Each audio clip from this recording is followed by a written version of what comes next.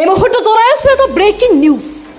ধুবুৰীত পুনৰ আৰক্ষীৰ নাক কাণ কাটিলে কনিষ্টবল আদিল খন্দকাৰে। এইবাৰ আৰক্ষীয়ে আটক কৰিলে আৰক্ষী।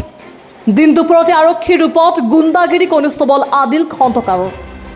দিন দুপৰতে ধুবুৰী মেডিকেল কলেজৰ কৰ্তব্যৰত নিৰাপত্তাৰক্ষী নায়েম আহমেদক আক্ৰমণ কৰি আহত কৰাক কেন্দ্ৰ কৰি ধুবুৰী মেডিকেল কলেজত উত্তপ্ত পৰিস্থিতি। মেডিকেল কলেজৰ ভিতৰত এখন অনুমতি পত্ৰ দি দুজন সোমাব বিচাৰিছিল, তাকে বাধা দিয়াক কেন্দ্ৰ কৰি নিৰাপত্তাৰক্ষীজনক আক্ৰমণ কৰাৰ অভিযোগ। মেডিকেল কলেজৰ বাহিৰ চৌহদত নিৰাপত্তাৰক্ষীসকলে উচিত শাস্তিৰ দাবীত প্ৰতিবাদ সাব্যস্ত কৰে।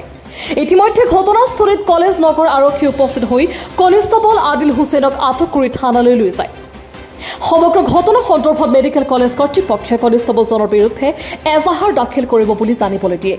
ডিউটি কৰি আছো, ডিউটি অৱস্থাত তেওঁ আহিছে, আহি মোক কৈ আছে যে কি কৰে।